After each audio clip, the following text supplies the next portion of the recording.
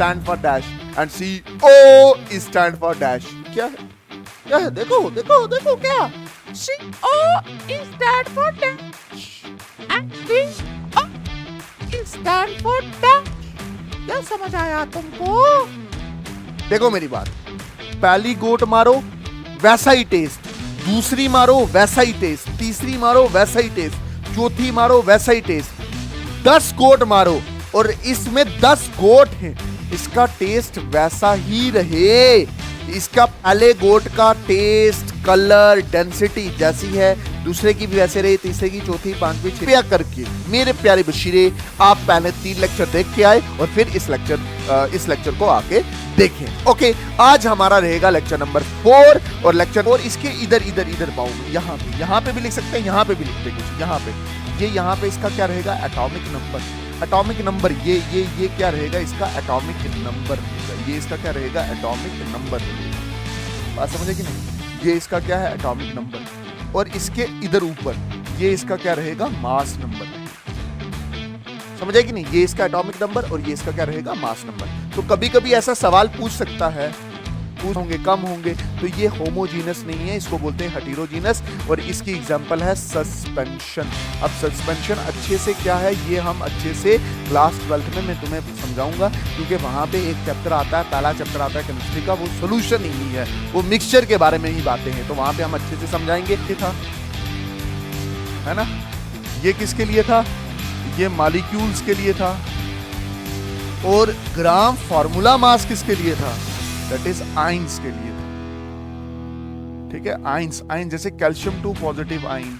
So much मेरे प्यारे बशीर साहब, इसी तरह से मुझे प्यार करते रहें। मैंने बहुत अच्छे से ये लेक्चर लिया है। मैं पूरा कोशिश करूंगा कि मेरी लाइट में कोई असर ना पड़े, मैं बीमार ना हूँ, ताकि मैं मतलब आप भी मेरे लिए दुआ करना, ताकि ऐसा कोई भी प्रॉब्लम ना हो जिसकी वजह से आप। बशीर क्या हाल बा? लाइव है? हाँ लाइव है। हाय एवरीवन, अस्सलाम वालेकुम वरहमतुल्लाहि वबरकातुहू। नमस्ते, सत श्री अकाल। क्या हाल है? रुखसाना, फरजाना, बशीर, नजीर, मुदस्सिर, मुबश्शिर और रोहन, करण, अवेश। सर आज तो आपने तगड़ी शर्ट लगाया है। क्या हाल है? इतने दिन के बाद क्लास ले रहा है केमिस्ट्री 11th का। तुम कहाँ था? सर हम यहीं था, थोड़ा बीमारवा हो गया था, अब हम थोड़ा ठीक हो गया, फिट हो गया, तो आपके लिए दोबारा लेक्चर लेके आया है। बहुत सारे बच्चे मैसेज करते हैं, सर लेक्चर क्यों नहीं आया? लेक्चर क्यों नहीं आया? आ गया आज लेक्चर। बात समझ आया कि नहीं आया? आ गया। तो आज का हमारा टॉपिक क्या रहेगा? आज का हमारा टॉपिक रहेगा जी calculation of electron, proton, neutron in an atom. थोड़ा बहुत मैं मिक्सचर बताऊंगा और टाइप्स ऑफ पार्टिकल के बारे में भी थोड़ा बहुत बताऊंगा। उसके बाद हम थोड़ा होमवर्क देगा और होमवर्क की डिस्कशन करेगा। बात समझ आया कि नहीं आया? हाँ आया। उससे पहले मैं आपको थोड़ी सी रिवीजन करवा देता हूं, ताकि आपका माइंड थोड़ा रिफ्रेश हो जाए कि इससे पहले जो 3 लेक्चर थे केमिस्ट्री में, उसमें हमने क्या क्या पढ़ा है। बिल्कुल ध्यान से अच्छे से समझना। जो लेक्चर नंबर 1 था उसमें मैंने आपको केमिस्ट्री की इंपॉर्टेंस बताई थी, ठीक, मैटर्स बताया था, स्टेट्स ऑफ मैटर बताया था, मैटर की क्लासिफिकेशन बताई थी, ठीक। फिर हम थोड़ा बहुत एलिमेंट के बारे में सीखा था। फिर लेक्चर नंबर 2 में हमने थोड़ी बात की थी किसके बारे में? That is atomic number, mass number के बारे में बात किया था। फिर लेक्चर नंबर 3 में हमने मोल कंसेप्ट सीखा था और उसके साथ gram atomic mass, gram molecular mass के बारे में बात की थी। जिस बच्चे ने वो 3 लेक्चर देखे नहीं है, प्लीज कृपया करके मेरे प्यारे बशीरे आप पहले 3 लेक्चर देख के आए और फिर इस लेक्चर को आके देखें। ओके, आज हमारा रहेगा लेक्चर नंबर 4 और लेक्चर नंबर 4 में हेलो बशीर साहब, नाजिया जी, नजर स्क्रीन पे, फोन साइड पे। मेरा फोन सही तो देख रहा है, मतलब नजरें सिर्फ स्क्रीन पे रखना, ठीक है? बात समझ आई कि नहीं है? फोन साइड पे रख देना। फोन साइड रखने का मतलब ये हो गया कि तुमको तुम्हारे बॉयफ्रेंड का मैसेज नहीं आना चाहिए, तुमको तुम्हारी गर्लफ्रेंड का मैसेज नहीं आना चाहिए। बिल्कुल ध्यान से अच्छे से लेक्चर सुनना है, ताकि जो टॉपिक मैं आज पढ़ाऊं वो आपको अच्छे से समझ में आए। ओके जी, चलें आगे, चलते हैं आगे। रिवीजन ऑफ लास्ट क्लास बता दिया मैंने। क्या बताया था? मोल कंसेप्ट बताया था, ग्राम मॉलिक्यूलर मास बताया था, ग्राम एटॉमिक मास बताया था, वो सारी चीजें मैंने आपको अच्छे से बताई हैं, ठीक है? अच्छा, एक बार आप जाके देख लें उसको।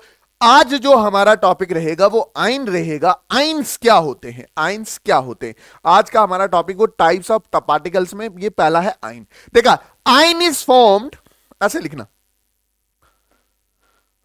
आइन आइन आइन आइन इज फॉर्म्ड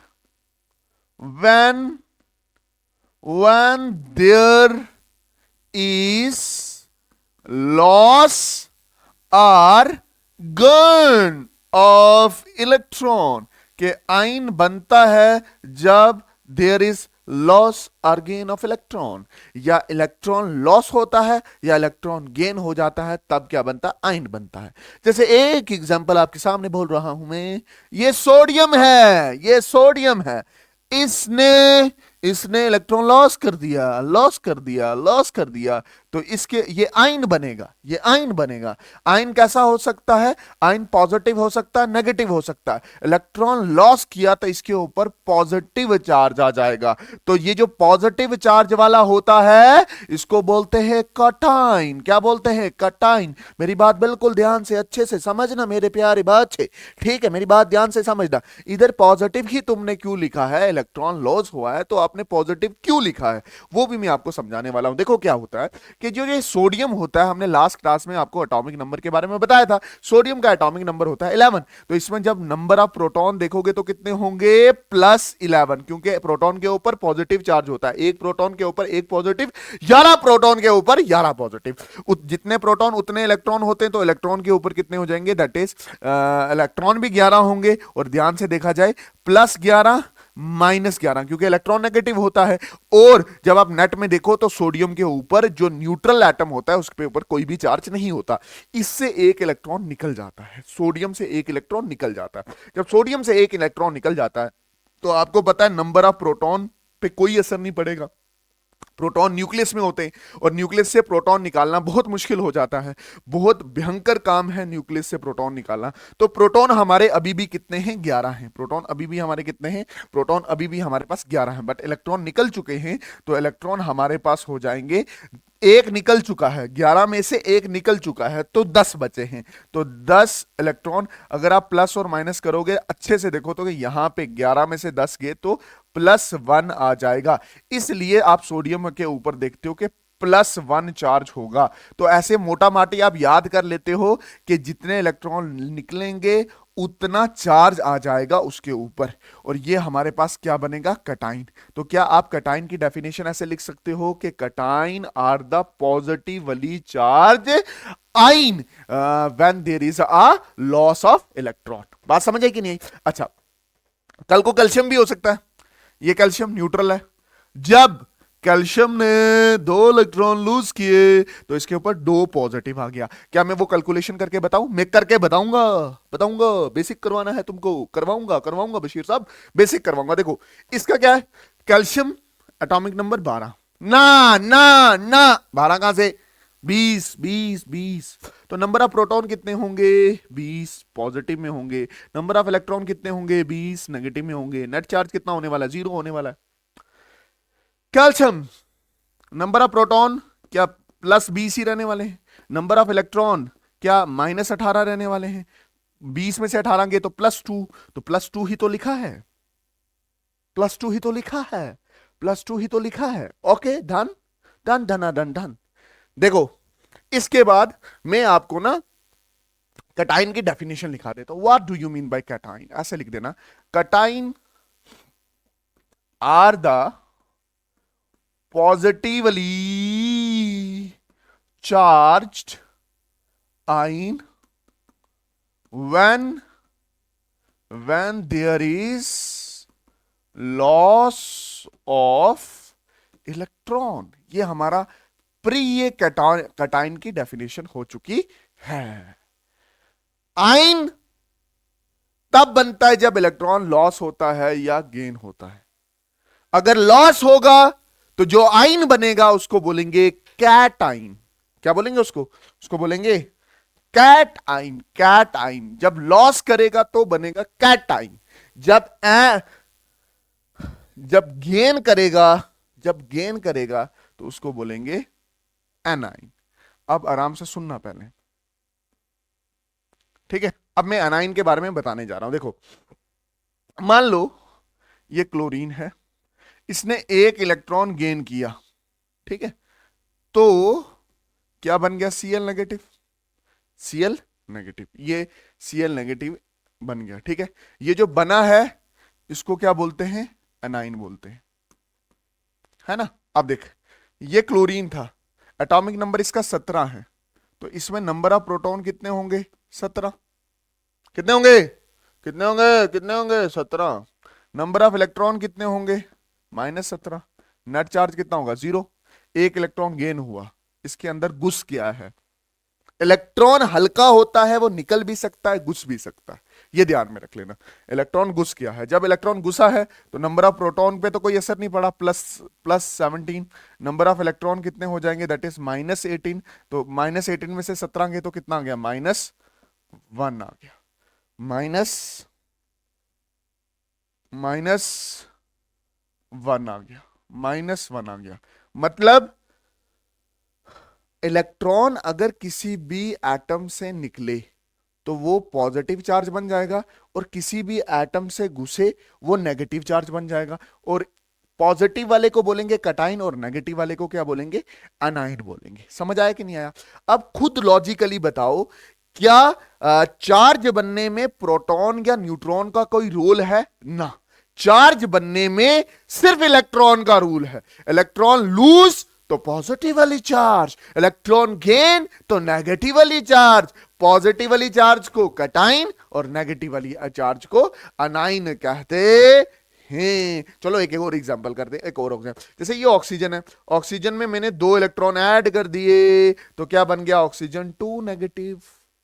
क्या ये कैटाइन है? अनाइन है, अनाइन है। तुम ये वाली कैलकुलेशन इधर भी कर सकते हो। नंबर ऑफ प्रोटॉन बताओ जरा, नंबर ऑफ प्रोटॉन कितने हैं ऑक्सीजन में? ऑक्सीजन में नंबर ऑफ प्रोटॉन होते हैं 8। नंबर ऑफ इलेक्ट्रॉन कितने होते हैं जरा बताओ? -8। नेट चार्ज कितना हो जाएगा? 0। यहां पे 2 इलेक्ट्रॉन एक्स्ट्रा हो गए, नंबर ऑफ प्रोटॉन वही रहे but number of electron 2 extra हो गए, तो 8 और 2 कितने हो गए? 10। -10, -10 में से 8 गए तो -2, तो -2 चार्ज ऑक्सीजन पे लिख रखा है। तो कुल मिला के तुमको इतना पता चला है कि जो ये आइंस होते हैं ये तभी बनते हैं जब इलेक्ट्रॉन लूज या गेन होता है। और बिल्कुल अच्छे से मैं बात करूं, अगर एटम इलेक्ट्रॉन को लूज करता है, इलेक्ट्रॉन को लूज करता है, तो आपके पास क्या बन जाता है? कटाइन, है ना। क्या बनता है? कटाइन। आपके पास क्या बनता है? कटाइन। और अगर वो इलेक्ट्रॉन को गेन करता है, इलेक्ट्रॉन को गेन करता है, तो वो क्या बन जाता है? अनाइन बन जाता है। मतलब जो आपने आयन सीखा है वो इसलिए बना है क्योंकि उसने ना या तो इलेक्ट्रॉन को गेन किया है या लूज किया। इलेक्ट्रॉन लूज किया है तो कैटाइन बना है, गेन किया है तो अनाइन बना है। तू मुझे यह बता, अगर तुझे मास की बात की जाए, अगर तेरे से पूछा जाए कि अनाइन का वजन भारी है कि कटाइन का, तो आप चुप करके अनाइन के मास के ऊपर क्या करोगे? लगाओगे। क्यों? क्योंकि इसमें कोई चीज गेन हुई है, इसमें कोई चीज पड़ी है। तो हमेशा अनाइन बड़ा होता है साइज में, साइज में बड़ा नहीं होता, मैं बोल रहा हूं वजन में भारी होता है। ठीक है। अच्छा मास्टर, तुमने अनाइन की डेफिनेशन नहीं लिखाई, कटाइन की तो लिखाई, अनाइन की नहीं लगाई, तो लिखा देते हो। क्या कौन सी बड़ी बात है यार, तुम कैसी बात कर रहे हो? अनाइन की डेफिनेशन लिखनी है, ये लो इससे लिखते हैं। अनाइन इज नेगेटिवली चार्ज्ड आइन formed by gain of electron. एक ऐसी चार्ज स्पीशीज जिसके ऊपर नेगेटिव चार्ज है, और वो नेगेटिव चार्ज इसलिए आया क्योंकि इलेक्ट्रॉन उसमें ऐड हुए हैं। ओके, तो example O negative, SO4 2 negative, CO3 2 negative, NH4 positive. ना, ये क्या है? ये तुम्हारा कटाइन है। ये 3 क्या है? अनाइन है। Cl नेगेटिव क्या है? अनाइन है। F नेगेटिव क्या है? अनाइन है। H नेगेटिव क्या है? अनाइन है। ओके ओके, अच्छा मेरी बात सुनो, आपके सामने एक सवाल नजर आ रहा है। क्या सवाल नंबर? बोल रहा है CO stand for dash, while CO dash stand for dash.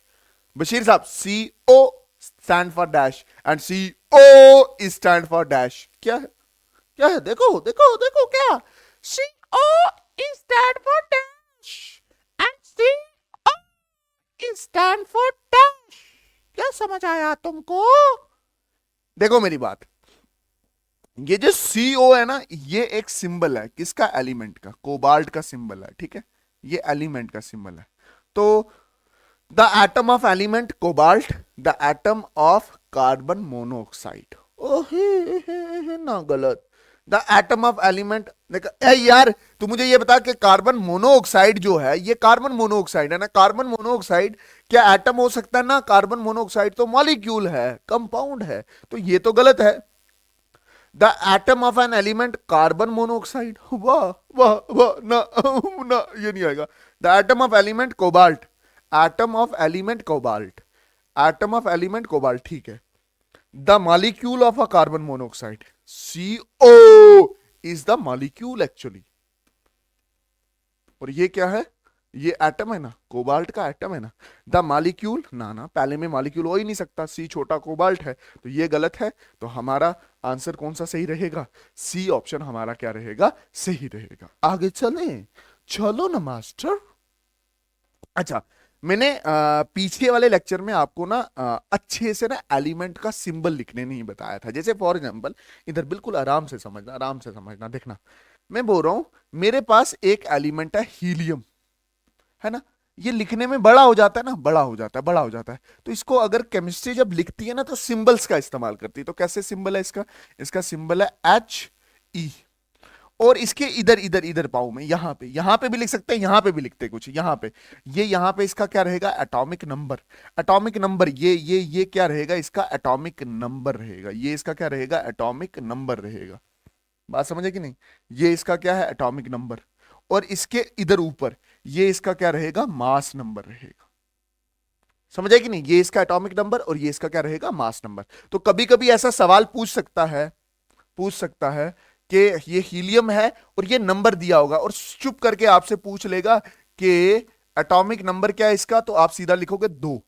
जो एटॉमिक नंबर होता है वही नंबर ऑफ प्रोटॉन होता है, और वही नंबर ऑफ क्या होते हैं, इलेक्ट्रॉन्स होते हैं। इतनी बात समझ आ गई। तो मतलब अगर आपके पास सिंबल ऑफ एन एलिमेंट दिया हुआ है, उसके पाऊ में एटॉमिक नंबर दिया हुआ है, तो उसका आप एटॉमिक नंबर भी बता सकते हो, नंबर ऑफ प्रोटॉन भी बता सकते हो, नंबर ऑफ इलेक्ट्रॉन भी बता सकते हो। अच्छा थोड़ा देखना, जो ये ऊपर है, ये ऊपर है, उसको बोलते हैं मास नंबर। और मास नंबर कितना, 4। मैंने आपको बता रखा है कि मास नंबर क्या होता है, number of proton plus number of neutron is equal to 4, है ना। अगर आप बिल्कुल अच्छे से समझो, बिल्कुल अच्छे से समझना, बिल्कुल अच्छे से समझना, mass number, number of proton, number of neutron, अगर आपसे पूछ लिया नंबर ऑफ न्यूट्रॉन क्या होगा, तो नंबर ऑफ न्यूट्रॉन जो होगा वो 4 माइनस नंबर ऑफ प्रोटॉन होगा। और नंबर ऑफ प्रोटॉन अभी आपने निकाले कितना होगा, ओए इधर थोड़ा सा चेंज कर लेना, जितने नंबर ऑफ प्रोटॉन होते हैं उतने ही नंबर ऑफ इलेक्ट्रॉन होते हैं। देखना, नंबर ऑफ न्यूट्रॉन क्या होगा, 4 minus number of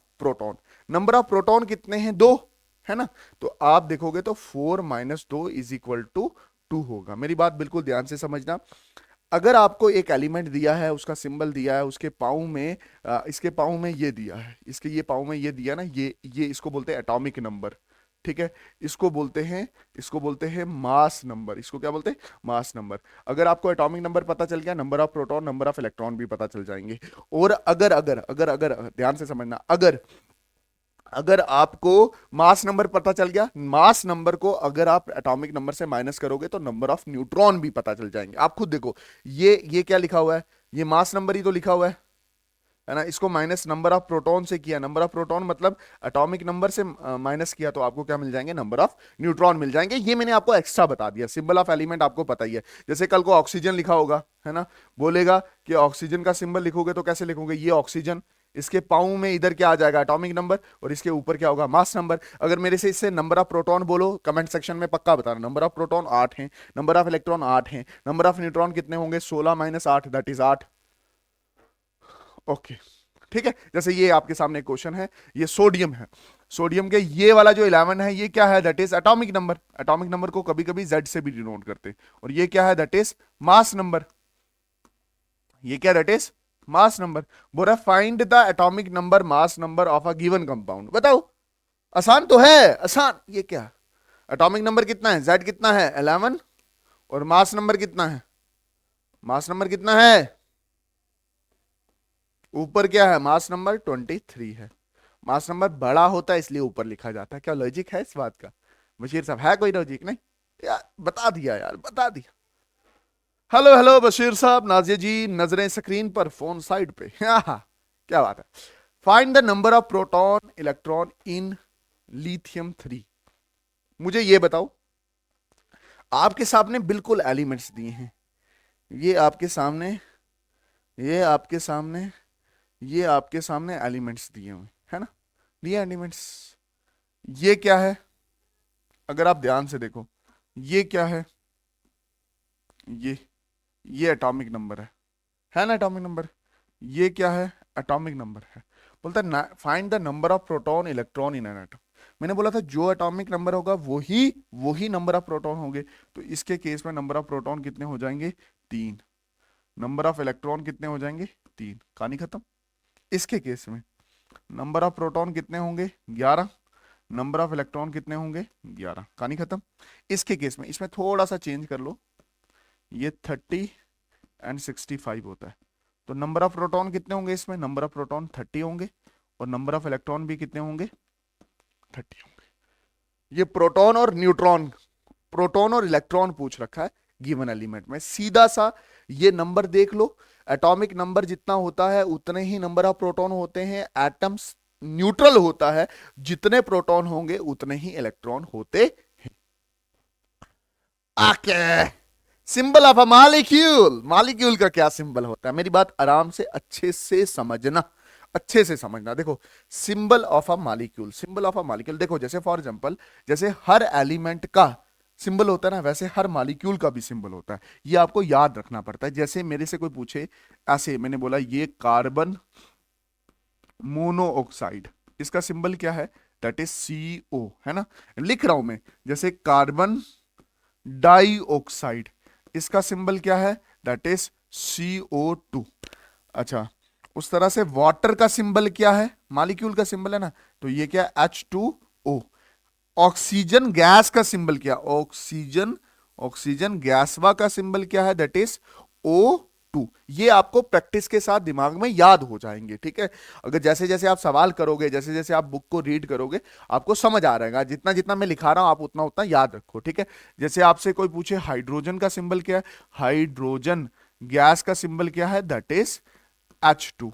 helium gas का सिंबल क्या है, हीलियम गैस का, हीलियम मैंने आपको बताया था कि ये एक मोनो एटॉमिक गैस होती है। अच्छा ठीक है, वैसे ही ग्लूकोज है ना, ग्लूकोज का कैसे याद रखोगे, C6H12O6। वैसे ही सल्फ्यूरिक एसिड है ना, सल्फ्यूरिक एसिड है, उसको कैसे लिखोगे, H2SO4। ठीक है, वैसे ही आप कार्बोनिक एसिड कैसे लिखोगे, कार्बोनिक एसिड को कैसे लिखोगे, दैट इज H2CO3। वैसे ही हाइड्रोक्लोरिक एसिड कैसे लिखोगे, HCl।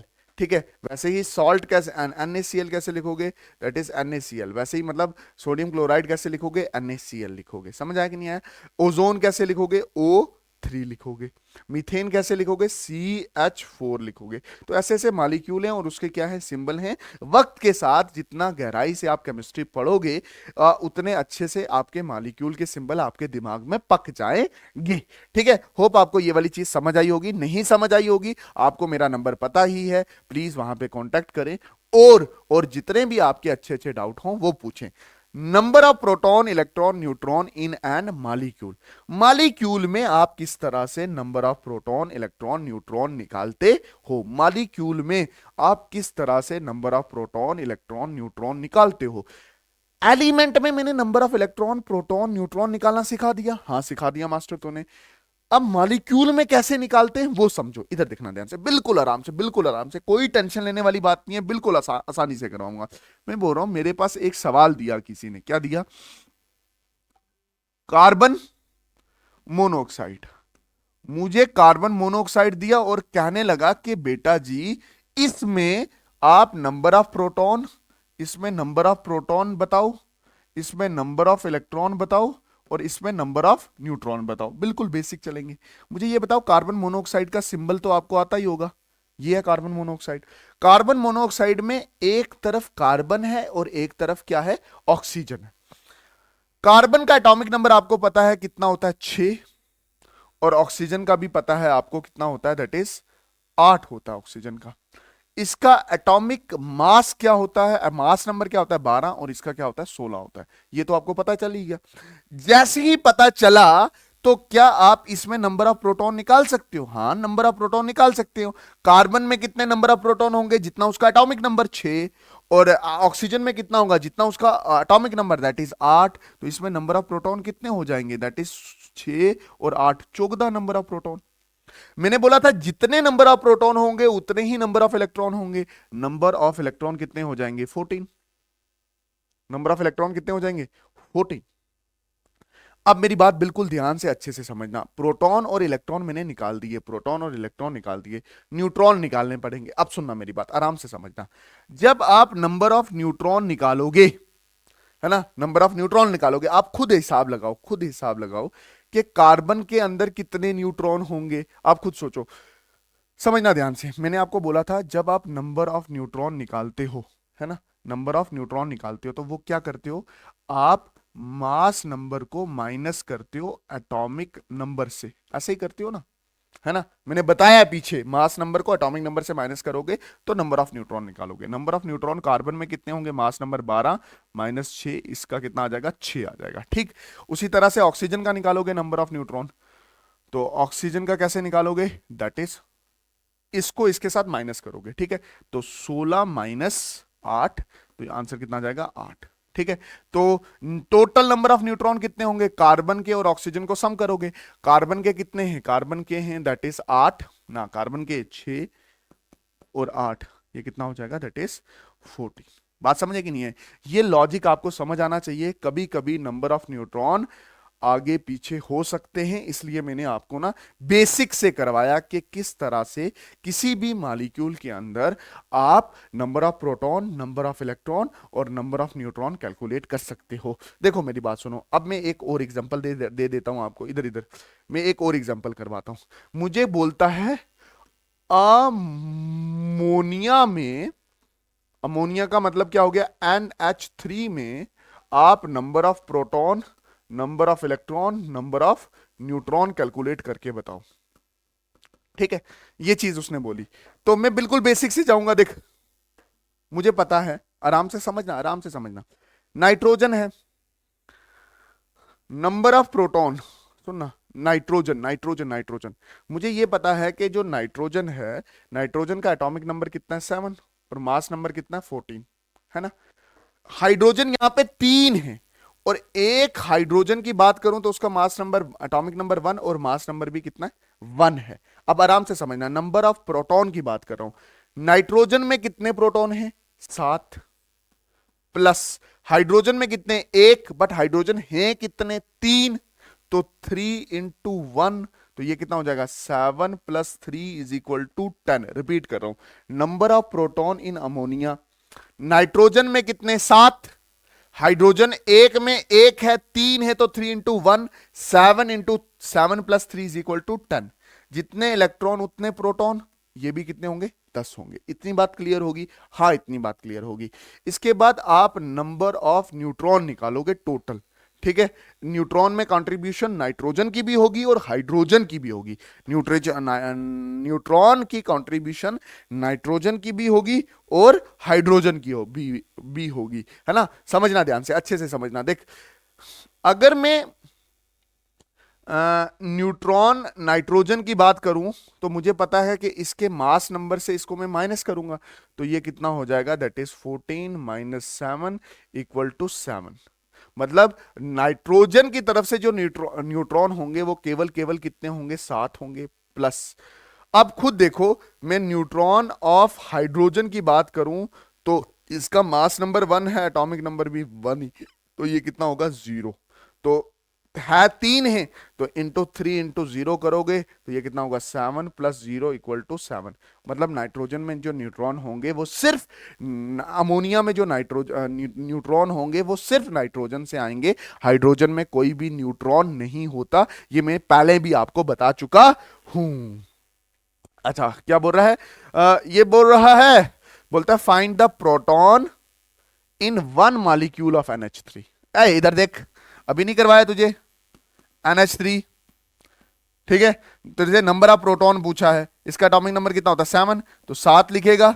और हाइड्रोजन का, एक हाइड्रोजन में एक ही होता है, एक ही एटॉमिक नंबर है, एक ही नंबर ऑफ प्रोटॉन होगा। और 3 में 3 इंटू 1 हो जाएगा, और ये कितना हो जाएगा 7 plus 3 is equal to 10।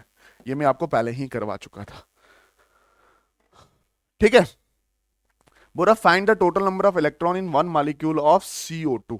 CO2, देख देख देख देख देख, CO2 एक मॉलिक्यूल में नंबर ऑफ इलेक्ट्रॉन निकालने हैं। सुनना, समझना समझना। CO2 का मतलब क्या हो गया कि कार्बन 1 है और ऑक्सीजन 2 है, यही है ना? समझना, इसको फील करना। Atomic number 6, mass number 12, atomic number 8, mass number 16। 8 और 16 ऐसे ही करते हैं ना, ऐसे ही लिखते हैं एक्चुअली में, ठीक है? मुझे पता है कि जितने नंबर ऑफ प्रोटॉन होते हैं उतने ही नंबर ऑफ इलेक्ट्रॉन होते हैं, है ना? कार्बन की वजह से कितने प्रोटॉन है 6, उतने ही नंबर ऑफ इलेक्ट्रॉन होंगे, तो कार्बन की वजह से 6 आ गए, कार्बन के 6 हो गए। प्लस ऑक्सीजन के जितने नंबर ऑफ प्रोटॉन उतने नंबर ऑफ इलेक्ट्रॉन, इसके भी 8 आ गए। इसके भी कितने आ जाएंगे 8 आ जाएंगे। इसको आप ऐसे लिख सकते हो 6 प्लस 8, 8 दो बार है तो 2 इंटू 8, तो इसको क्या लिखोगे 6 प्लस 8, 8 दूने 16, 16 और 6 कितने हो जाएंगे, दैट इज 22 इलेक्ट्रॉन्स होंगे किसमें, दैट इज CO2 में। कुछ नहीं करना, आपको नंबर ऑफ प्रोटॉन ही निकालने थे। जितने नंबर ऑफ प्रोटॉन होते हैं उतने ही नंबर ऑफ इलेक्ट्रॉन होते हैं एक न्यूट्रल स्पीशीज में। आयन में क्या करना होता है वो मैं आपको अच्छे से, बहुत अच्छे से बताऊंगा बशीर साहब। देखो मेरे पास CO2 था, मुझे इसमें नंबर ऑफ इलेक्ट्रॉन निकालने थे। नंबर ऑफ इलेक्ट्रॉन जब निकालने थे तो मैंने एक दिमाग लगाया कि कार्बन अलग से निकाले, ऑक्सीजन अलग से निकाले। कार्बन का atomic number he number of electron होगा और ऑक्सीजन का atomic number he number of electron होगा। कार्बन जो कार्बन वाला था उसको मैंने एक ही बार किया और ऑक्सीजन वाले को 2 बार रखा, क्योंकि ऑक्सीजन 2 थे मॉलिक्यूल में, ठीक है? बोलता find the proton, electron and neutron in a molecule of carbon monoxide, methane, calcium carbonate and SO2। क्या होमवर्क रखे? जो आप बोलोगे। देखो कार्बन मोनोऑक्साइड तो मैंने आपको करवा दिया, बहुत अच्छे से करवाया। मीथेन भी आसान है, वो भी आप कर लोगे। CO कैल्शियम कार्बोनेट बोलते हैं इसको, ये भी हो जाएगा और SO2 भी हो जाएगा। प्लीज आप ये होमवर्क अपना कंप्लीट करना। मैंने बहुत अच्छे से ये करवाया, बहुत अच्छे से करवाया। जहां डाउट होगा आप मेरे नंबर पे कांटेक्ट कर लेना 9149463370। थैंक यू सो मच, ठीक है? अब वो बोल रहा है कि आप किस तरह से प्रोटॉन, न्यूट्रॉन और इलेक्ट्रॉन निकालते हो एक आयन में। एक किसमें, आराम से समझना। बोल रहा है एक आयन में आप किस तरह से प्रोटॉन, इलेक्ट्रॉन और न्यूट्रॉन निकालते हो। देख बेसिक है, एग्जांपल से आपको समझ आ जाएगा। देख मेरे पास एक आयन है, ठीक है? समझना ध्यान से, ये मेरे पास एक आयन है। देख ये मेरे पास सोडियम आयन है ना? सोडियम आयन है, सोडियम पॉजिटिव आयन है, ठीक है? सोडियम पॉजिटिव आयन है। इसका एटॉमिक नंबर तुझे पता है कितना होता है? सोडियम का एटॉमिक नंबर कितना होता है, बोल चचा? सोडियम 12 होता है। सोडियम 12 होता है, 11 होता है, 11 होता है, ठीक है? और इसका एटॉमिक मास कितना होता है, दैट इज 23 होता है। या मास नंबर क्या होता है, 23 होता है। मुझे इससे पूछे कि नंबर ऑफ प्रोटॉन कितना होगा, तो मैं बोलूंगा नंबर ऑफ प्रोटॉन इसमें 11 होंगे, क्योंकि वही उसका क्या है, एटॉमिक नंबर है। जितना एटॉमिक नंबर होगा उतना ही क्या होता है, नंबर ऑफ प्रोटॉन होते हैं। ये बेसिक चीज है, आराम से समझना। नंबर ऑफ इलेक्ट्रॉन मुझे ये पता है कि इसके पास थे 11 इलेक्ट्रॉन, थे 11 इलेक्ट्रॉन, बट एक इलेक्ट्रॉन निकल गया, इसके ऊपर पॉजिटिव चार्ज आया था, तो -1 कर जाएंगे, तो नंबर ऑफ इलेक्ट्रॉन कितने बचे हैं इसके पास? अभी 10 बचे हैं। अच्छा, नंबर ऑफ न्यूट्रॉन के लिए क्या करते थे? आपको पता था नंबर ऑफ न्यूट्रॉन के लिए आप क्या करते थे? मास नंबर को माइनस करते थे किसके साथ? एटॉमिक नंबर के साथ। मास नंबर मेरे पास 23 है, माइनस करते हैं किसके साथ? 11 के साथ, तो नंबर ऑफ न्यूट्रॉन कितने आ जाते हैं? 12 आ जाते हैं। मतलब ये मुझे समझ आ रहा है कि जब कभी भी कोई आयन होता है, जब कभी भी कोई आयन होता है, तो उसमें मरना नंबर ऑफ इलेक्ट्रॉन पे पड़ता है। मरना कहां पड़ता है उसको? मतलब उसको उसको उसको टफ चीज कहां आ जाती है? नंबर ऑफ इलेक्ट्रॉन पे चीज क्या आ जाती है? टफ आ जाती है। कुछ और करके बताऊं? हाँ करके बताओ सर। इधर इधर देखो, समझना। ये मेरे पास है कैल्शियम, है मेरे बच्चे, इधर देख, कैल्शियम है, कैल्शियम है। कैल्शियम एटॉमिक नंबर होता है 20, मास नंबर होता है 40, बट इसके ऊपर +2 है। अगर मैं इसके नंबर ऑफ प्रोटॉन की बात करूं, वही जो एटॉमिक नंबर होता है, तो 20 होगा, बट मुझे पता है इसके ऊपर इलेक्ट्रॉन लूज हो गए, 2 इलेक्ट्रॉन लूज हो गए, तो जो नंबर ऑफ इलेक्ट्रॉन हुए, पहले थे 20, बट अब 2 इलेक्ट्रॉन लूज हो चुके हैं, तो अब इलेक्ट्रॉन इसके पास कितने बचे हैं? 18 इलेक्ट्रॉन। और जब मैं नंबर ऑफ न्यूट्रॉन की बात करूंगा, तो वो क्या होगा? वो होगा mass number minus atomic atomic number. ठीक है, मास नंबर कितना है? दैट इज 40, और एटॉमिक नंबर कितना है? 20। आंसर कितना आ गया? 20। तो मुझे ये बताओ कि कोई भी आयन है, कोई भी आयन है, अभी ये दोनों कटायन बनाए, उसमें फर्क कहां पड़ रहा है? नंबर ऑफ इलेक्ट्रॉन्स में। इलेक्ट्रॉन ध्यान में देखना, अब ध्यान से देख, तुझे पता चला कि पहले केस में एक इलेक्ट्रॉन उड़ गया, तो एक इलेक्ट्रॉन तूने कम कर दिया।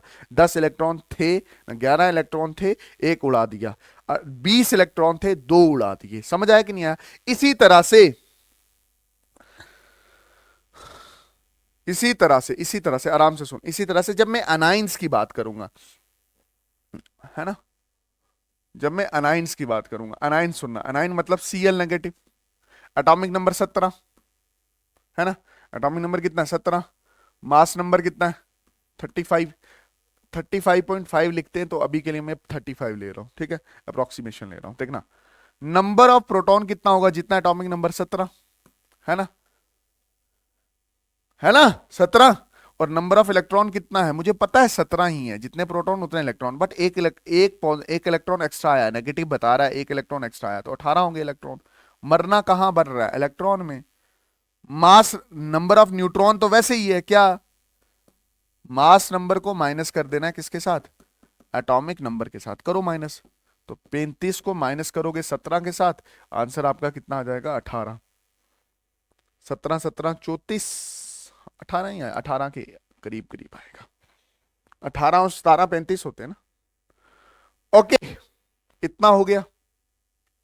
आगे चलें, एक और कर लेते हैं, O2 नेगेटिव कर लेते हैं। 2 इलेक्ट्रॉन एक्स्ट्रा है इसके पास, 2 इलेक्ट्रॉन एक्स्ट्रा है, मतलब एटॉमिक नंबर कितना? 8, मास नंबर कितना? 16, नंबर ऑफ प्रोटॉन कितने? 8, नंबर ऑफ इलेक्ट्रॉन कितने? 8 थे, बट 2 एक्स्ट्रा आ गए, 10 इलेक्ट्रॉन आ गए। समझ आया कि नहीं आया? तो मरना आइंस के केस में इलेक्ट्रॉन के पास ही है, ठीक है, मतलब इलेक्ट्रॉन के साथ ही गड़बड़ होती है, इलेक्ट्रॉन के साथ ही गड़बड़ होती है जब आप आइंस की बात करते हो। तो इसमें नंबर ऑफ न्यूट्रॉन कितना होगा? आप मास नंबर को, आप सीधा सीधा मास नंबर को उठाओ और माइनस कर दो किसके साथ? मास नंबर को उठाओ, मास नंबर को उठाओ और माइनस कर दो एटॉमिक नंबर के साथ। तो माइनस करोगे तो कितना हो जाएगा? 16 - 8 = 8। कहानी खत्म। अब मेरी बात ध्यान से समझ, ध्यान से अच्छे से समझ। ये बोल रहा है find the number of proton, neutron and electron in an आइन SO4 2 negative, NH4 positive, HCO3 negative. मेरी बिल्कुल बात अच्छे से समझ, अच्छे से बात समझ। क्या इसमें 2 इलेक्ट्रॉन एक्स्ट्रा आए हैं? वो ऐड करने पड़ेंगे एट द एंड। क्या इसमें एक इलेक्ट्रॉन निकल के गया, इसको माइनस करना पड़ेगा? और इसमें एक इलेक्ट्रॉन ऐड हुआ, तो एट द एंड क्या करना पड़ेगा? ऐड करना पड़ेगा। क्या प्रोटॉन न्यूट्रॉन में कोई तब्दीली आएगी? नहीं आएगी। जो चेंज आएगा वो इलेक्ट्रॉन के केस में ही आएगा। अभी मैं तुझे करके बताता हूं, आराम से सुनना मेरे बच्चे रे, सुन सुन सुन सुन सुन मेरे बच्चे, सुन सुन। पहला पार्ट है ना, SO4 2 नेगेटिव, समझना, सल्फर ऑक्सीजन, ऐसे टेंशन लेने वाली क्या बात है? एटॉमिक नंबर 16, मास नंबर 32, 8 और इसका क्या हो जाएगा 8 और इसका क्या डबल क्या हो जाता है 16, मास नंबर 16। अब तेरे से इस पूरे में नंबर ऑफ प्रोटॉन पूछे, number of proton equal to इसके 16 होंगे, सल्फर के 16 होंगे, प्लस ऑक्सीजन, एक ऑक्सीजन के 8 और ऐसे ऑक्सीजन है 4, तो ये 8 इंटू 4 देख 16, 8 चौके 32 है ना, 8 1 जार 8, 8 2 जार 16, 8 3 जार 24, 8 4 जार 32। ठीक है, 32 और 16 कितने हो जाएंगे, नंबर ऑफ प्रोटॉन कितने हो जाएंगे 48। 48 इसके क्या आएंगे, नंबर ऑफ प्रोटॉन आएंगे 48। फिर तेरे से इसी में पूछा क्या है, नंबर ऑफ इलेक्ट्रॉन। अब खुद लॉजिक लगा, जितने प्रोटॉन हैं उतने इलेक्ट्रॉन हैं, जितने प्रोटॉन हैं उतने ही इलेक्ट्रॉन हैं, 48 तो होंगे ही होंगे। बट मरना यह है कि इसने 2 इलेक्ट्रॉन ले लिए हैं, तो 2 इलेक्ट्रॉन और ऐड करने पड़ेंगे, तो हमारे पास कितने हो जाएंगे 50 इलेक्ट्रॉन हो जाएंगे, तभी तो 2 इलेक्ट्रॉन एक्स्ट्रा हैं। अच्छा, फिर तुझे नंबर ऑफ न्यूट्रॉन और सल्फर देखने पड़ेंगे, तो कितने होंगे, दैट इज 32 माइनस 16, और ये कितना हो जाएगा 16। मतलब जब तू न्यूट्रॉन निकाल रहा होगा तो सल्फर का 16 तो आएगा ही आएगा, सल्फर एक है 16 एक आएगा। ऑक्सीजन का कितना होगा, दैट इज 16 माइनस 8, ये 16 माइनस 8 मतलब mass number minus atomic number को करेगा, तो ये कितना आ जाएगा 8।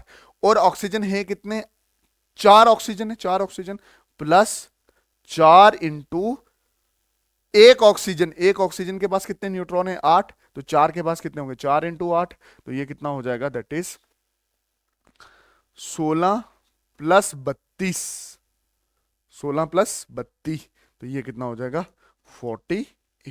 ये मैंने बिल्कुल तमीज से SO2 के अंदर कितने प्रोटॉन, कितने इलेक्ट्रॉन और कितने न्यूट्रॉन है, ये मैंने बिल्कुल क्लियरली निकाले।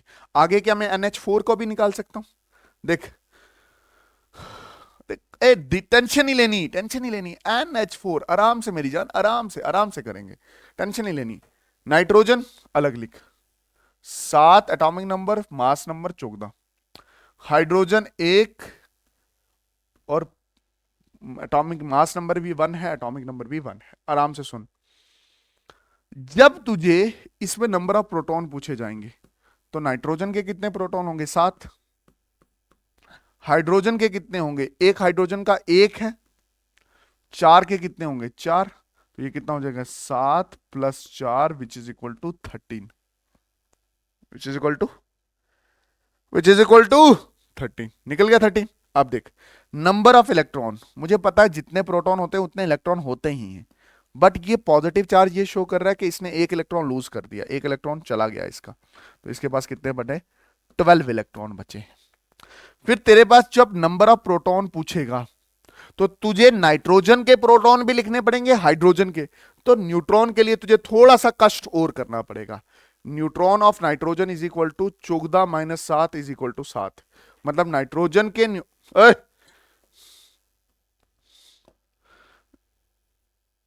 नंबर ऑफ न्यूट्रॉन नाइट्रोजन के तो 7 आ ही जाएंगे, प्लस हाइड्रोजन के देखो करो, मास नंबर को एटॉमिक नंबर से minus one is equal to 0, एक की तरफ से कंट्रीब्यूशन 0 है, तो 4 की तरफ से क्या होगी 4 इंटू 0 मतलब 0 ही होगी, 0 प्लस 7, तो नंबर ऑफ न्यूट्रॉन क्या होंगे 7 होंगे। न्यूट्रॉन और प्रोटॉन पे कोई असर नहीं पड़ता, अगर असर पड़ेगा तो नंबर ऑफ इलेक्ट्रॉन पे ही असर पड़ता है, जब आप नंबर ऑफ इलेक्ट्रॉन कैलकुलेट करते हो किसी भी आयन में। अगर कटाइन हुआ तो इलेक्ट्रॉन कम हो जाते हैं, अगर एनाइन हुआ तो इलेक्ट्रॉन बढ़ जाते हैं। ये कटाइन था तो इलेक्ट्रॉन कम हो गए थे, और ये वाला अनाइन था तो 2 इलेक्ट्रॉन ज्यादा हो गए थे। ये मैंने आपको क्या कर देना है, गिफ्ट देना है। इसको बोलते हैं बाई कार्बोनेट आयन। इसको क्या बोला जाता है बशीरे, क्या बोलते हैं इसको, बाई कार्बोनेट आइन। ये मेरी तरफ से आपको गिफ्ट है, और इसको आपने होमवर्क करके लाना, इसके इलेक्ट्रॉन प्रोटॉन और न्यूट्रॉन निकाल के लाने हैं। अब मेरी बात बिल्कुल ध्यान से, अच्छा इसके बाद हमारे पास टॉपिक आता है मिक्सचर का। मेरी बात बिल्कुल ध्यान से अच्छे से समझना। जब लेक्चर नंबर 1 में मैं आपको पढ़ा रहा था तो वहां पे मैंने आपको ये बोला था कि मैटर दो तरह का होता है। एक होता है प्योर, प्योर में एलिमेंट, मॉलिक्यूल, होमो मॉलिक्यूल, हेटेरो मॉलिक्यूल आएंगे, और इम्प्योर में, और इम्प्योर में दैट इज मिक्सचर्स आएंगे। ठीक है, तो आज मैं थोड़ा बोता टॉपिक मिक्सचर वाला लूंगा। मेरी बात बिल्कुल ध्यान से अच्छे से समझना। तो एक मिक्सचर क्या होता है? when when you mix two or more than two things, जिसको आप कंपोनेंट बोल सकते हो, components, and no no new product is formed, और कोई नई चीज ना बने। जैसे कि आपने आपने एक पतीला लिया है ना, या आयशा ने मुझे पतीला दिया जिसमें पानी है, और इस पानी में आपने सैंड मिक्स कर दी, तो ये बना मिक्सचर। ये क्या बना? मिक्सचर। ये क्या बना? मिक्सचर। तो सैंड और पानी मिलके, क्या सैंड और पानी ही रहा ना? क्या नया नया प्रोडक्ट बना? नहीं, इसको बोलते हैं मिक्सचर। उसी तरह से मैं क्या बोल रहा हूं कि मेरी एक गर्लफ्रेंड है, उसको शरबत पसंद है, और वो शरबत कैसा पीती है? जैसे ये पानी है, और इस पानी में वो बोलती है चीनी घोल के ले आ, बस शुगर घोल के ले आ बस, और मुझे कुछ नहीं चाहिए। ठीक है, तो शुगर और पानी जब मिक्स हुआ, शुगर और पानी क्या हुआ? मिक्स हुआ, तो ये भी एक मिक्सचर बना। और बिल्कुल अच्छे से समझना, the the component of mixture can can easily be separated. और जो कंपोनेंट ऑफ मिक्सचर होता है उनको हम आसानी से सेपरेट कर सकते हैं। मतलब जैसे ये चीनी पानी है, इसको आपने इवेपोरेट किया तो पानी इवेपोरेट हो जाएगा और चीनी नीचे ही बैठ जाएगी। मतलब इनको आराम आराम से आप अलग अलग कर सकते हो। सैंड और पानी को भी आप आराम से अलग कर सकते हो। सैंड आपने डाला, सैंड नीचे बैठ जाता है, और फिर डिसेंटेशन की वजह से, डिसेंटेशन का मतलब हो गया दूसरा कंटेनर लिया, और ये सैंड और पानी वाले में से आस्ता आस्ता आस्ता ऊपर ऊपर का पानी जो आपने क्या कर दिया? अलग कर दिया। या ऐसे भी कर सकते हैं कि फिल्टर पेपर ले सकते हो, पूरा पानी उसमें उलट देना, जो पानी है वो फिल्टर होके नीचे आ जाएगा, और फिल्टर के ऊपर वो सैंड रह जाएगी। मेरा कहने का मतलब ये हो गया कि जब आप एक या दो चीज आपस में मिक्स करते हो और कोई नई चीज ना बने, तो आप उसको क्या बोलते हो? मिक्सचर बोलते हो। ठीक है, मिक्सचर दो तरह का हो सकता है। ठीक है, मिक्सचर कितने तरह का हो सकता है? जो ये मैंने अभी मिक्सचर बोला ना, ये मैंने आपको क्या बोला? ये अभी मैंने आपको एक चीज बोली है, मिक्सचर, है ना? मिक्सचर। और मिक्सचर है क्या? That is a type of matter. और ये किस कैटेगरी में आता है? दैट इज इम्प्योर मैटर आता है। और क्या आपने ये इम्प्योर मैटर अच्छे से क्लास 11th में, क्लास 9th में पढ़ चुके हो? और मैं बोल रहा हूं ये आप अच्छे से सीखोगे क्लास 12th में। ठीक है, ये जो मिक्सचर होता है ये दो तरह का होता है। ठीक है, एक होता है होमोजीनस मिक्सचर। देख, फालतू की बात नहीं करवाऊंगा मैं, जितना एग्जाम में आएगा उतना ही करवाऊंगा, बेकार चीजें नहीं करेंगे। ठीक है, एक होता है होमोजीनस, एक होता है हटीरोजीनस। हटीरो हटीरोजीनस मिक्सचर। एक है होमोजीनस मिक्सचर और दूसरा क्या है? हटीरोजीनस मिक्सचर। एक होमोजीनस मिक्सचर है और दूसरा क्या है? हटीरोजीनस मिक्सचर है। अब आराम से सुनना।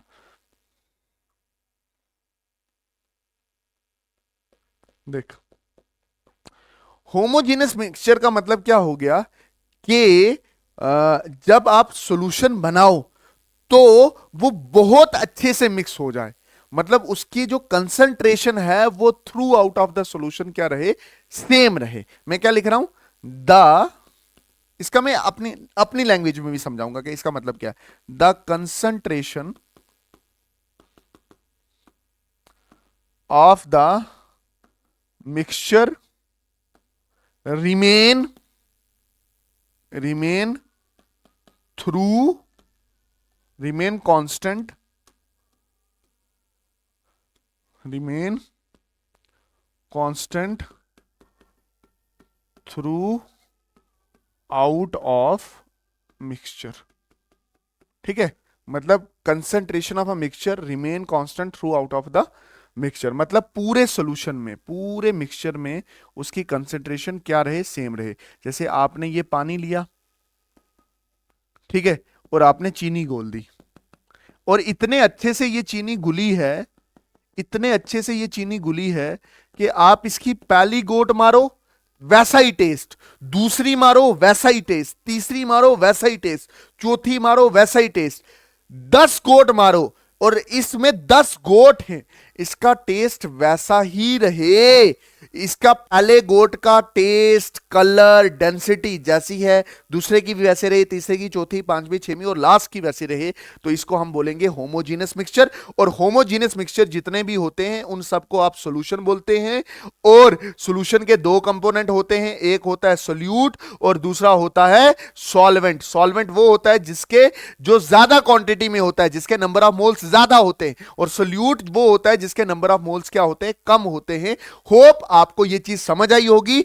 इसकी एग्जांपल जब आप शुगर में चीनी डाल देते हो ना, शुगर पानी में डाल देते हो, या पानी में चीनी डाल देते हो और उसको घोल देते हो, तो इतने अच्छे से घोल देते हो कि उसके पहले गोट से लेकर आखिरी गोट का टेस्ट सेम रहता है। सेम मतलब होमोजीनस रहता है, और ऐसे मिक्सचर को आप क्या बोलते हो, होमोजीनस मिक्सचर। मेरी बात बिल्कुल ध्यान से अच्छे से समझना। इसी तरह से हमारे पास रहता है क्या, इसी तरह से हमारे पास रहता है हेटेरोजीनस सॉल्यूशन। हेटेरोजीनस सॉल्यूशन क्या होगा, the concentration of the mixture is not remain constant through of the mixture. कैसे, जैसे आपने ये देखा होगा कि आपने पानी लिया, ठीक है, और बीच में सैंड डाल दी। आपने ये चीज देखी होगी कि सैंड के जो बारी बारी जो पार्टिकल्स होंगे वो नीचे बैठ जाएंगे, नीचे पार्टिकल ज्यादा होंगे और ऊपर पार्टिकल क्या होंगे, कम होंगे। तो ये होमोजीनस नहीं है, इसको बोलते हैं हेटेरोजीनस। और इसकी एग्जांपल है सस्पेंशन। अब सस्पेंशन अच्छे से क्या है, ये हम अच्छे से क्लास 12th में मैं तुम्हें समझाऊंगा, क्योंकि वहां पे एक चैप्टर आता है, पहला चैप्टर आता है केमिस्ट्री का, वो सोल्यूशन ही है, वो मिक्सचर के बारे में ही बातें हैं, तो वहां पे हम अच्छे से समझाएंगे। ऐसे की इसकी और एक एग्जांपल होती है जिसको आप क्या बोलते हो, कोलॉइड बोलते हो। तो colloid and suspension are the example of heterogeneous mixture, solution is the example of homogeneous mixture. तो कभी कभी सॉल्यूशन को होमोजीनस मिक्सचर बोल जाते हैं, और होमोजीनस मिक्सचर जहां पे लिखा होता है उसको रिप्लेस करके सॉल्यूशन बोल लेते हैं, तो वो कोई चक्कर नहीं है। अच्छा जी, होमोजीनस मिक्सचर हो गया, हेटेरोजीनस मिक्सचर मैंने बता दिया। अच्छा, ये मैं थोड़ा मोटा माटी आपको ना मैं ये थोड़ा सा बता देता हूं। ये मैंने उधर भी बताया था। कहां पे बताया था, लेक्चर नंबर फर्स्ट में भी बताया था। ठीक है, लेक्चर नंबर फर्स्ट में भी बताया था। आराम से सुनना इसको। मैं क्या बोल रहा हूं कि जो मैटर है वही जो मैटर है ना, लेक्चर नंबर 1 वाला, ये मैटर है, ये दो तरह का हो सकता है। एक हो सकता है प्योर और एक हो सकता है इम्प्योर। प्योर होगा जो एक ही तरह के मटेरियल का बना होगा, जैसे एलिमेंट्स हो गए, जैसे मॉलिक्यूल्स हो गए। ठीक है, ये प्योर में आ जाते हैं, एलिमेंट और मॉलिक्यूल। और मॉलिक्यूल दो तरह के होंगे। ठीक है, एक मैंने बोला था होमो मॉलिक्यूल, थोड़ा रिवीजन हो जाएगा इसका, और दूसरा मैंने क्या बोला था, हेटेरो मॉलिक्यूल। अब मेरी बात बिल्कुल ध्यान से अच्छे से समझना। इम्प्योर को ही आप क्या बोलते हो, मिक्सचर बोलते हो। अभी मैंने मिक्सचर बहुत अच्छे से समझाया है ना। जो मिक्सचर होगा वो दो तरह का होगा, होमोजीनस, बताया ना, होमोजीनस मिक्सचर, और एक होगा हेटेरोजीनस मिक्सचर। ठीक है, होमोजीनस मिक्सचर जो होगा उसमें आप सॉल्यूशन पढ़ोगे, और इसमें क्या पढ़ोगे, सस्पेंशन एंड कोलॉइड पढ़ोगे।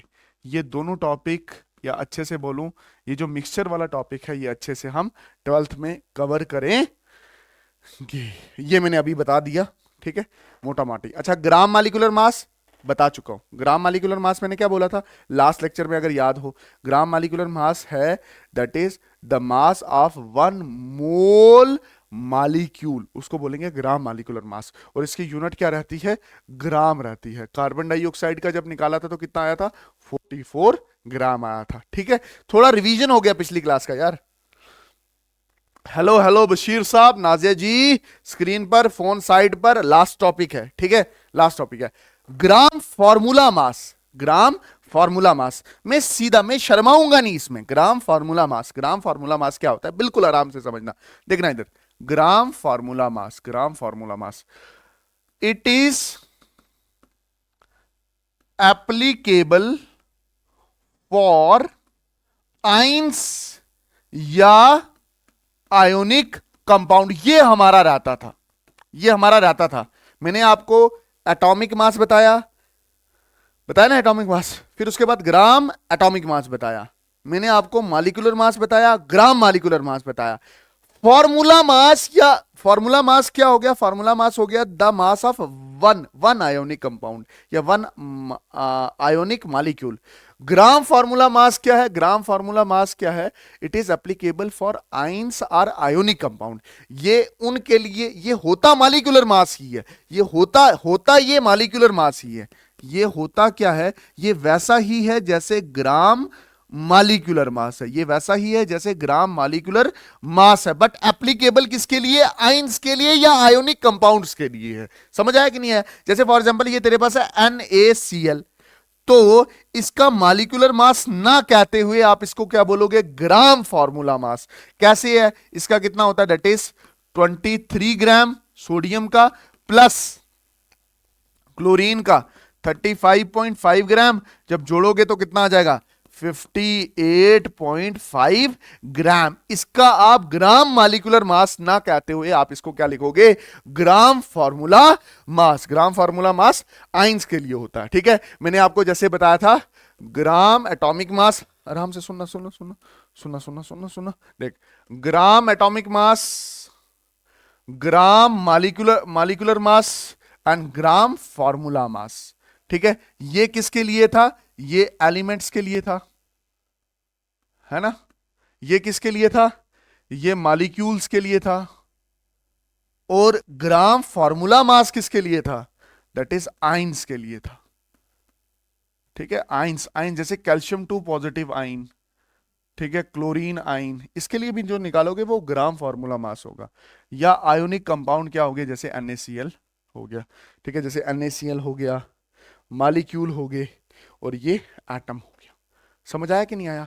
चल मैं तुझे थोड़ा बोता और फील करवाता हूं, देख इधर फॉर्मूला मास, देख सुनना, देख देख देख करवा देता हूं यार, कोई इशू नहीं है इसमें। देख ये रहता, इधर देख, फॉर्मूला मास मैंने बोला फॉर्मूला मास, ये तब लोगे जब आप एक मॉलिक्यूल लोगे, किसका, एक मॉलिक्यूल कोई भी आयोनिक कंपाउंड होगा, एक लोगे। ठीक है, एक लोगे, एक कैसे, जैसे NaCl लिया आपने, तो निकालोगे तो कैसे लिखेगा, 23, एक लिया है तो AMU प्लस 35.5, एक लिया है तो AMU, आंसर कितना आया, 58.5 AM। बट जैसे ही आप ग्राम फॉर्मूला मास लोगे तो वो क्या होगा, वो होगा 1 मोल आयोनिक कंपाउंड का मास। और वहां पे किच्चम कच्चा कर लेंगे ना ये ऐसे, वहां पे जहां AMU लिखा है वहां पे आप क्या लिखोगे, वहां पे आप लिखोगे ग्राम। क्या लिखोगे, ग्राम। क्या लिखोगे, ग्राम। समझ आया कि नहीं है। मतलब ये है मॉलिक्यूलर मास ही, बट सिर्फ आयोनिक कंपाउंड्स के लिए। जब आप पर्टिकुलरली आयोनिक कंपाउंड के लिए डिफाइन करते हो तो आप उसी मॉलिक्यूलर मास को फॉर्मूला मास बोलते हो, उसी ग्राम मॉलिक्यूलर मास को फॉर्मूला मास कहते हो। ये आपका होमवर्क रहेगा। ये वाला भी होमवर्क है, ये भी है, ये भी है, ये भी है। ये करना और फिर चेक करवाना। जितना मैंने बीच में होमवर्क दिया है वो भी आपने कंप्लीट करना है। थैंक यू सो मच मेरे प्यारे बशीर साहब, इसी तरह से मुझे प्यार करते रहें। मैंने बहुत अच्छे से ये लेक्चर लिया है। मैं पूरी पूरा पूरा कोशिश करूंगा कि मेरी लाइट में कोई असर ना पड़े, मैं बीमार ना हूं, ताकि मैं मतलब आप भी मेरे लिए दुआ करना, ताकि ऐसा कोई भी प्रॉब्लम ना हो जिसकी वजह से आपका लेक्चर रुके। तो इसके नोट्स भी मैं डाल दूंगा टेलीग्राम चैनल में। एक नया टेलीग्राम चैनल क्रिएट करूंगा क्लास 11th के लिए, क्लास 12th के लिए, 9th के लिए, 10th के लिए, ताकि आपको पर्टिकुलरली नोट्स वहां पे मिलते रहें। तो मिलते हैं किसी नई वीडियो में, तब तक के लिए अल्लाह हाफिज, अल्लाह राखा, शुभ रात्रि, जय हिंद, वंदे मातरम। ओके, और कोई बात करनी थी और यही कहना था कि प्लीज प्लीज पढ़ना, पढ़ोगे, पढ़ोगे लिखोगे, हो जाओगे होशियार। बाकी ये वाला शेर मुझे आता नहीं है, कल कोई नया शेर याद करूंगा तो आपको बताऊंगा। ठीक है मेरी जान, पढ़ना, अच्छे से पढ़ना, थोड़ी अच्छी हॉबीज डेवलप कर लो अपने आप में, ताकि आपका आपका जो ध्यान है या कंसंट्रेशन है वो आपके आपके ड्रीम की तरफ ही रहे। ठीक है, कहीं और भटको ना आप। ठीक है, मिलते हैं किसी और नई वीडियो में, तब तक के लिए अल्लाह हाफिज, अल्लाह रखा, शुभ रात्रि, जय हिंद, वंदे मातरम।